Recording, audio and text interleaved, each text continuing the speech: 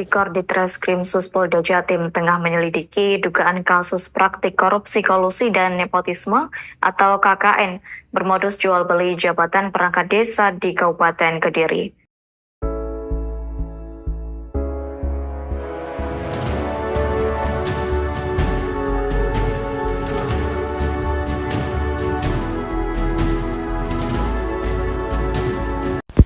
Halo semuanya, kenalin namaku Julan Tulumban Toruan dengan nomor absen 21 dengan NIM 230801052. Halo semua, perkenalkan nama saya Gloria Maharani Putri Utami dengan NIM 23080100523 dengan nomor absen 22.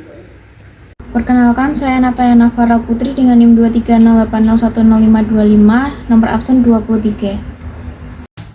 Halo, perkenalkan namaku Otniel Enrico Padang, NIM-nya 23080100526 dan nomor urut absen nomor 24. Halo semuanya, selamat datang di vlog kami, selamat datang di video kami, dan selamat menonton video kami.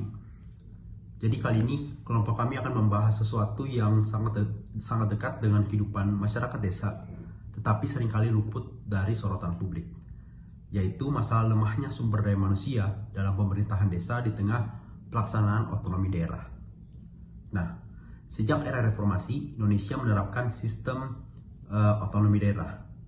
Tujuannya supaya daerah bisa lebih mandiri, kreatif, dan memiliki kewenangan untuk mengatur rumah tangganya sendiri. Tetapi, apa jadinya kalau kebijakan otonomi ini nggak ditopang oleh sumber daya manusia yang memadai di tingkat desa? Oke, kita akan membahas konsep terlebih dahulu.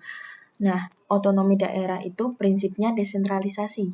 Jadi, pemerintah pusat memberi kewenangan kepada daerah untuk mengatur sendiri urusan-urusan pemerintahan, termasuk sampai ke tingkat desa. Otonomi daerah di Indonesia diatur dalam UU Nomor 32 Tahun 2004 tentang pemerintahan daerah, di mana mengatur pembagian urusan pemerintahan antara pusat dan daerah, termasuk kewenangan desa dalam mengelola keuangan dan pembangunan.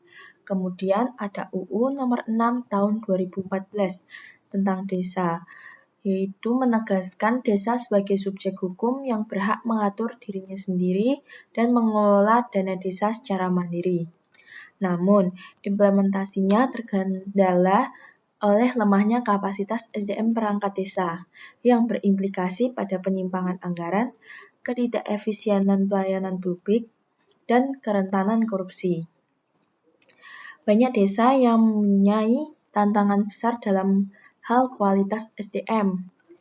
Perangkat desa seringkali tidak memiliki latar belakang pendidikan yang cukup, kurangnya pelatihan, bahkan belum menguasai teknologi administrasi secara modern.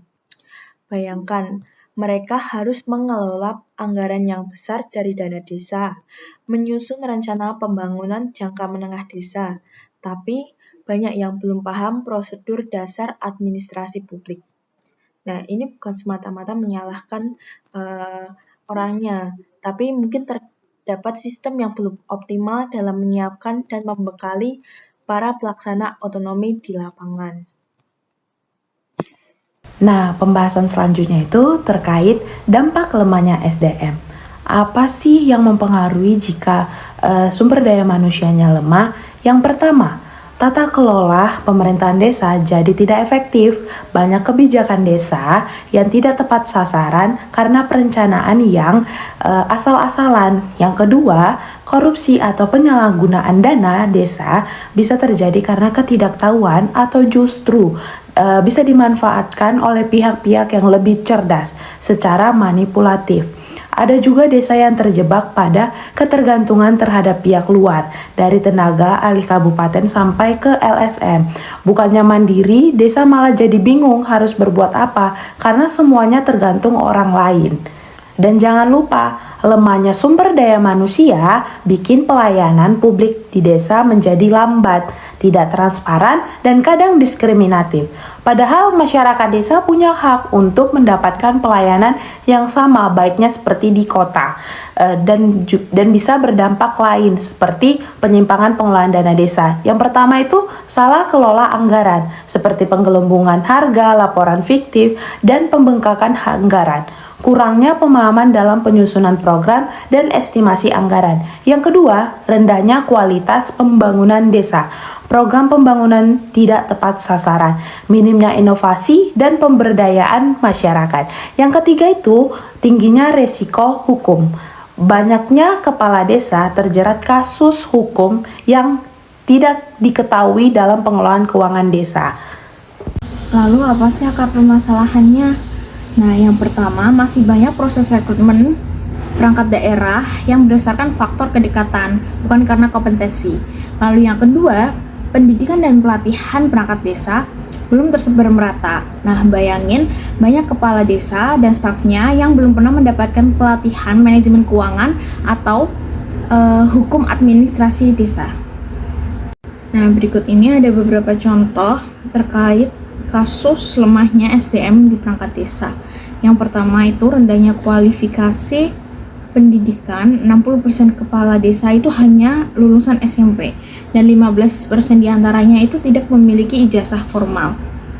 Nah, contoh dampak dari rendahnya tingkat pendidikan ini adalah di desa Bukit Pedusunan itu perangkat desa di sana kesulitan mengoperasikan komputer dan mengelola administrasi modern. Lalu, kasus kedua itu terkait dengan penyimpangan pengelolaan dana desa. Nah, salah satu kasusnya itu terjadi di Kalimantan Barat tahun 2019, yaitu kepala desa ini menggunakan dana BUMDes untuk ambulan pribadi dengan alasan jarak puskesmas yang jauh. Nah, penyebab dari hal ini kenapa bisa terjadi itu bisa karena kesalahan penyusunan RAB, estimasi biaya, dan minimnya pemahaman regulasi. Nah, lalu apa yang bisa dilakukan? Ada beberapa solusi konkret. Yang pertama, rekrutmen berbasis kompetensi. Perlu tes dan kualifikasi yang adil dan transparan. Yang kedua, pelatihan berkelanjutan. Pemerintah daerah harus aktif memberikan pelatihan reguler, bahkan kerjasama dengan universitas ataupun lembaga profesional. Yang ketiga, ada digitalisasi administrasi desa. Ini harus jadi prioritas, tapi dimulai dari infrastruktur dasar dulu. Yang keempat, pendampingan oleh tenaga profesional. Tetapi bukan sekedar datang dan pergi. Mereka harus membangun kapasitas jangka panjang, bukan jadi joki administrasi. Oke, kesimpulannya otonomi daerah akan berhasil kalau desa sebagai ujung tombak pemerintahan juga kuat. Dan kekuatan itu nggak cuma soal uang atau kewenangan, tapi juga kualitas manusia yang mengelola. Karena tanpa SDM yang mumpuni, otonomi bisa menjadi beban, bukan berkat. Sekian dari kelompok kami, kelompok 6. Terima kasih sudah menonton.